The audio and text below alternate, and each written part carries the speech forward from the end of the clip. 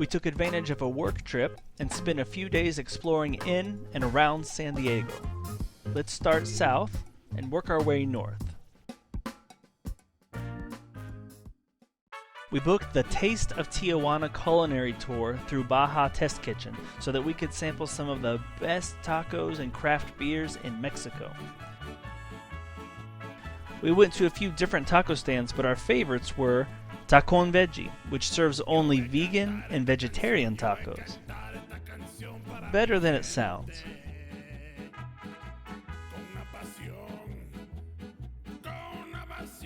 Carnitas El Jerezano, where we tasted a carnitas sandwich, my favorite.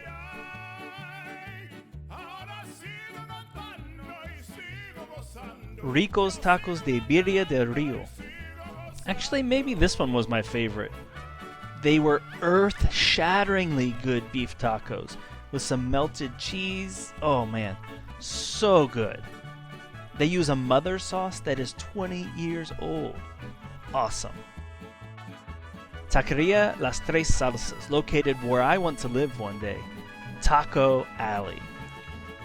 You know what? Maybe this one was my favorite. Tacos al Pastor. It was the only place where I requested a second taco. Finally, we ended up in Telefonica Gastropark, where we sampled some local craft beer. 2 thumbs way up for Baja Test Kitchen. Our tour guide Chris was super informative and led us to amazing tacos.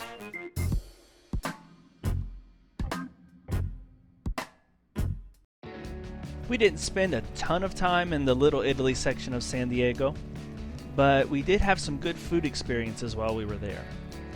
One cool place was iDessert, where you customize the flavor of your meringue, gelato, cream, toppings, sauce, and the optional cake on an iPad, and then watch them put it together before enjoying the dessert with dry ice billowing out of the cup. Super cool. We also ate at Crack Shack, the brainchild of celebrity chef Richard Bleiss, where they specialize in fried chicken and egg dishes made with 5-star care at a 2-star price. Thanks to our friend Jonathan for the tip to go here.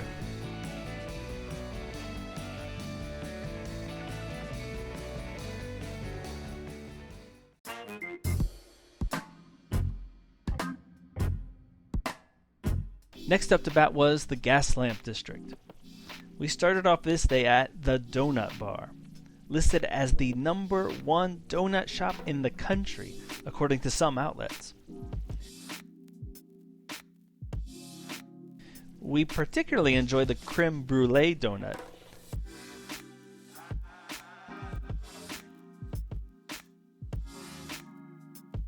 And even though we didn't love it, the grilled cheese donut was super interesting. No worries about all that sugar though, since we walked it off afterwards on a ballpark tour at Petco Park. We got to see the visitors' locker room and dugout, the press box, and all around the stadium. Being a big baseball fan myself, it was cool to go see another stadium in another city. Petco Park seems like a great place to see a game.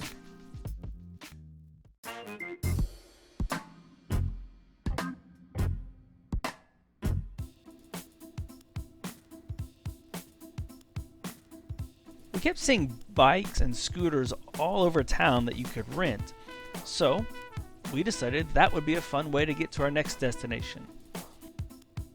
Balboa Park is a huge area in San Diego with different museums, gardens, and even the zoo. There's a lot to see and do in Balboa Park, and we barely scratched the surface.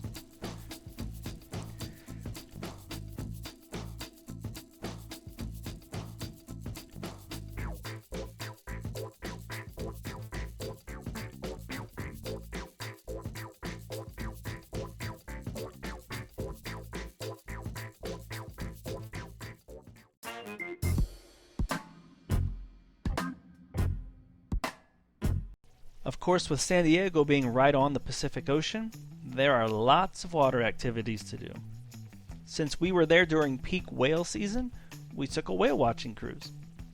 Unfortunately, it was pretty crummy weather, so it was hard to spot the whales.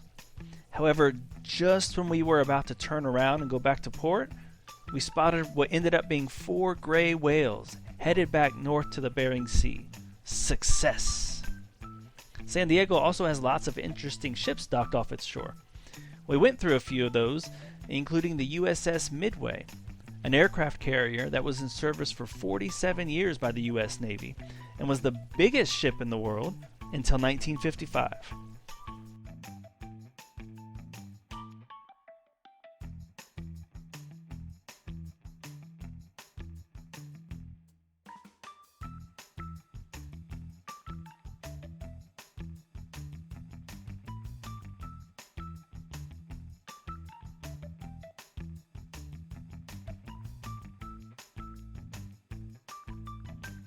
Nearby, we also walked through a series of retired and replica ships.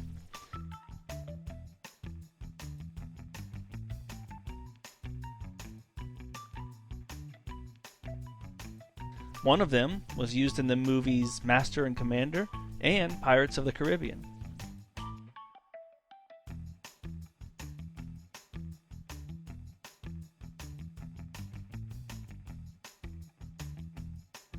However, the coolest one was a former Soviet B-39 submarine.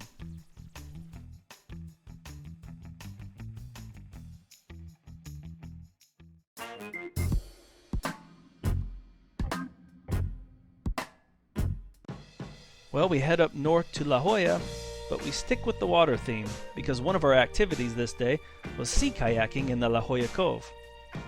This was actually the first time either one of us had ever kayaked.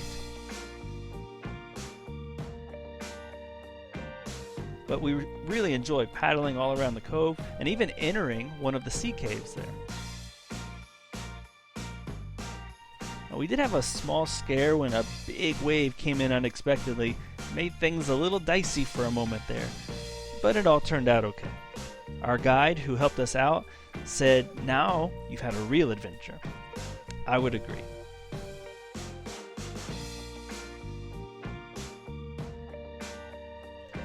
We finished the day and our trip with a hike in a small slot canyon near Torrey Pines.